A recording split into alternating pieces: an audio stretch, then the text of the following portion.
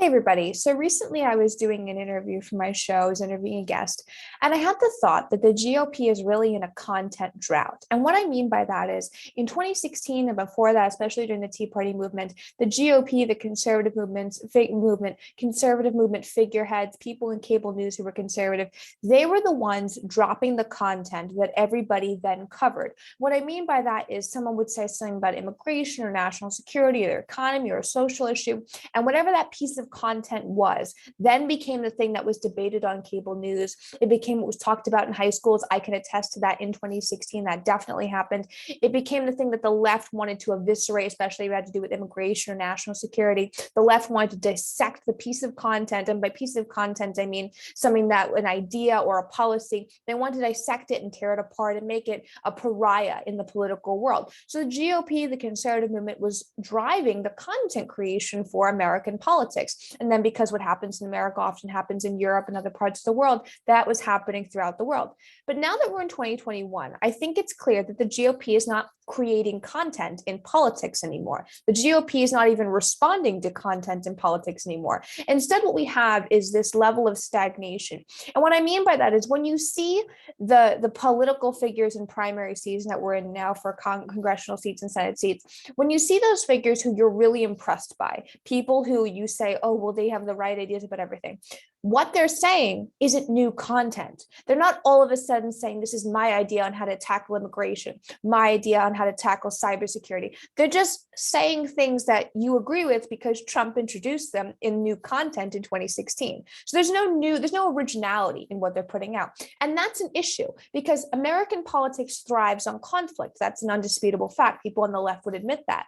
So when the right's not creating anything new for there to be conflict about, when the right isn't defending something that the left is not defending. For instance, when the right isn't defending real access to freedom of information, the left doesn't talk about it, so it doesn't get discussed. And that's what we're in now. There's no content creation happening on the right. There's no groundbreaking set of legislation that is going to enrage the left and motivate the right to get out. Nothing that's being debated on cable news. We're not setting the content agenda for the debates on cable news. You're not seeing those viral moments on CNN panels anymore. You're not seeing viral moments on Fox News panels where someone on the left and the right butted heads and they had this crazy discussion and people picked sides and that piece of content became even bigger in the future of politics.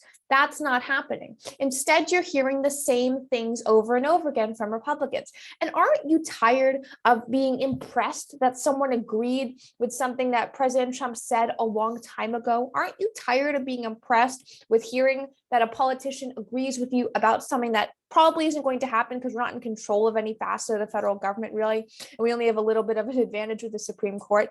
That's what I mean by a lack of content creation, a content drought. Nothing's being created. There's no cutting edgeness in the GOP anymore. And that goes down to strategy as well. While the Democrats rework Georgia and create get out the vote strategies that rival pretty much anyone in political history, you still hear the same people in the GOP saying, like, go talk to people and knock on doors and all this crap. And there's no new content. But really what it comes down to is if we're not driving what people are debating about on the cable news, then we won't be driving what people are voting on in Congress, because Republicans and Democrats are influenced by what's being talked about on their respective news channels. There's no way the Republicans will ever go forward with some huge bill to overhaul, national intelligence or to change the level of freedom of information if the news hosts on Fox News aren't talking about it. That's why it's important to be true content creators, people bringing new ideas, because if you're not going to do that in the GOP, then the left will not be doing that either. Except the problem is the left dominates culture and education and most of the facets of society in America. So they don't need new content. They need the GOP to be stagnant so that they win by default, which is sort of what's happening now.